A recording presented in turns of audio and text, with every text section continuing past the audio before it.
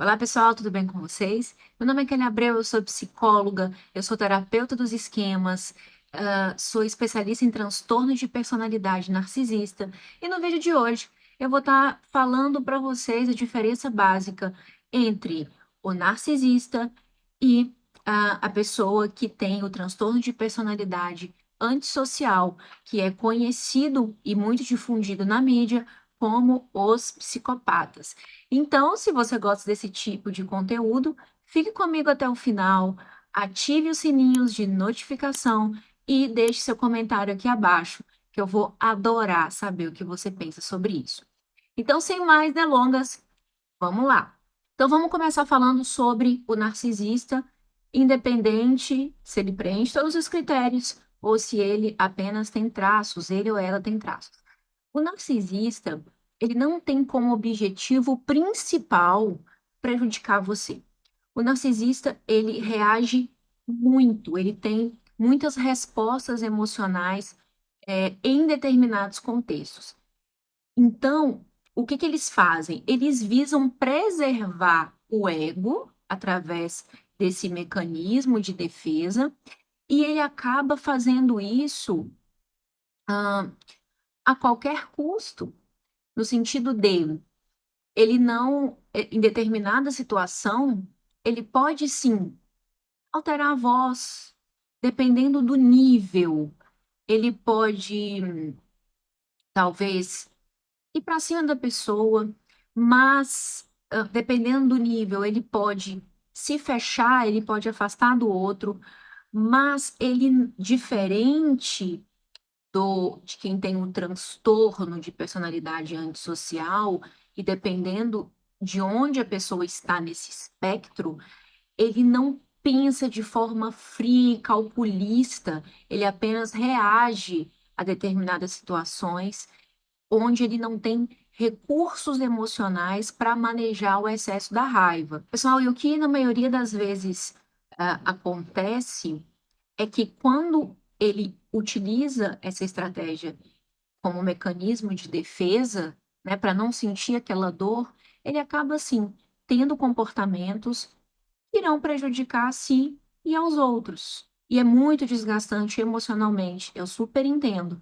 para a pessoa que está nesse relacionamento e para a própria pessoa que está atuando de acordo com essa estratégia de enfrentamento. Pessoal, então é bem perceptível no que diz respeito a esse espectro do transtorno de personalidade narcisista, o baixo controle que essa população tem com os impulsos. Eles não conseguem, na maioria das vezes, e dependendo, claro, sempre do nível do espectro, eles não conseguem muito bem manejar o sentimento de raiva que é prevalente, eh, dentro desse funcionamento dele, e ele tem baixo controle do impulso. E quando eu falo que eles têm um baixo controle do impulso, significa que eles têm uma grande dificuldade no processo de individuação. A maioria das pessoas, dentro desse espectro, levam as questões para o lado pessoal. Quando eu falo de levar para o lado pessoal, ele pode interpretar em determinadas situações que a pessoa ela tá reagindo para punir ele, para machucar ele intencionalmente, para competir com ele. Então é muito comum essa falta de controle de impulsos, essa falta de manejo da raiva e essa falta de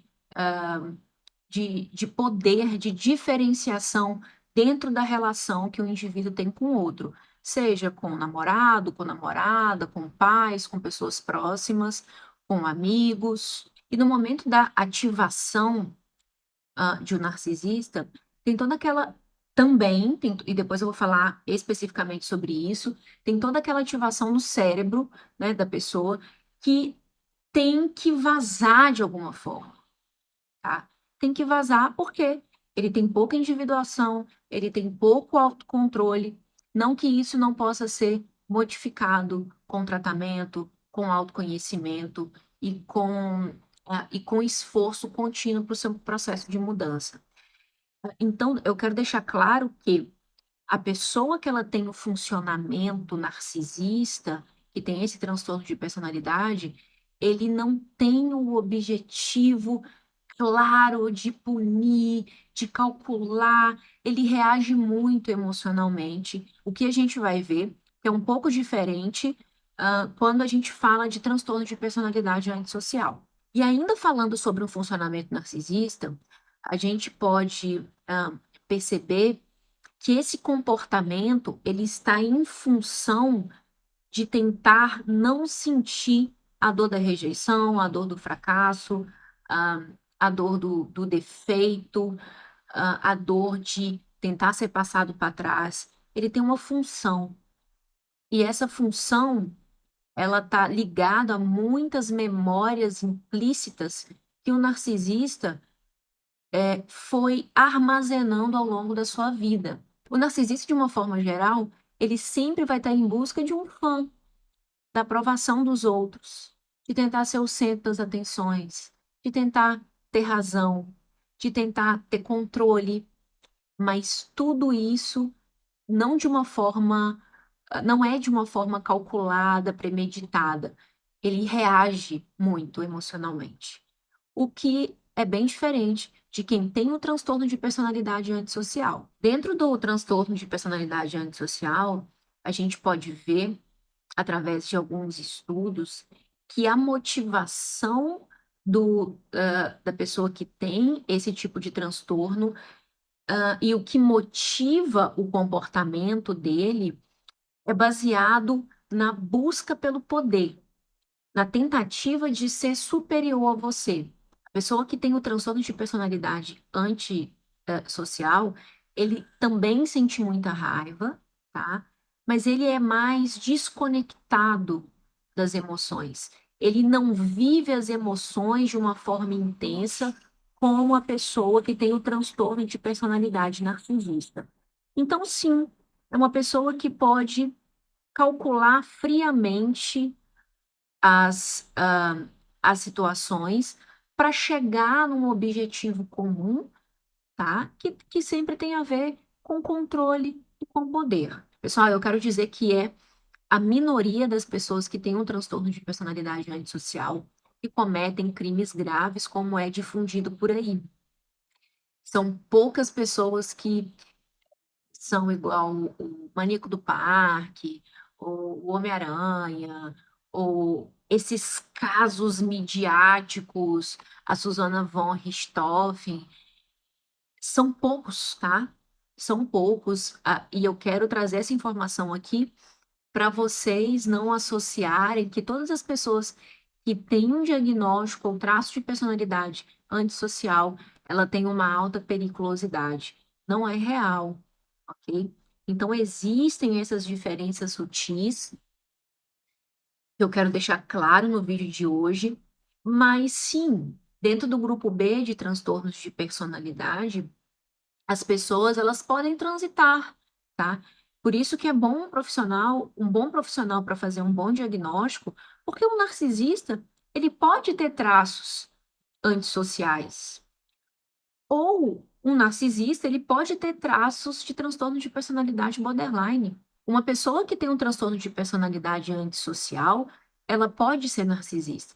O que a gente entende, desses transtornos de personalidade, principalmente no que diz respeito ao grupo B, que é o transtorno de personalidade antissocial, histriônico, borderline e narcisista, o que a gente observa que uma pessoa ela pode ter uma personalidade, com funcionamento mais border, ou ela pode ter uma um funcionamento mais narcisista, ou ela pode ter um funcionamento mais antissocial, mas não significa que ela não possa ter traços de outros transtornos de personalidade. Pessoal, então a gente pode perceber que que a diferença do transtorno de personalidade antissocial e a personalidade narcisista é basicamente que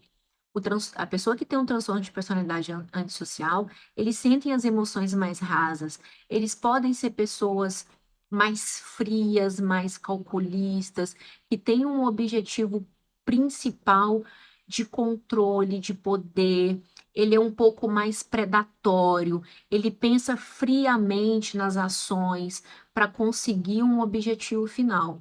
A pessoa que tem um transtorno de personalidade narcisista, ele ele é muito emocional, ele é pouco individuado e os comportamentos dele não são comportamentos, como é difundido por aí, intencionais, são comportamentos mais inconscientes para tentar proteger esse ego frágil e pouco integrado. E é claro que esses comportamentos, eles são sim prejudiciais para o narcisista e para a pessoa que está convivendo com ele. Pessoal, é isso. Espero que vocês tenham gostado desse vídeo. E você que está me assistindo, que se identificou com esse vídeo e que acha que tem um traço ou de transtorno de personalidade antissocial, ou transtorno de personalidade narcisista, procure ajuda. Autoconhecimento liberta. Por mais que as pessoas façam você acreditar que não tem solução, tá? Então, um beijo e até o próximo vídeo. Tchau, tchau.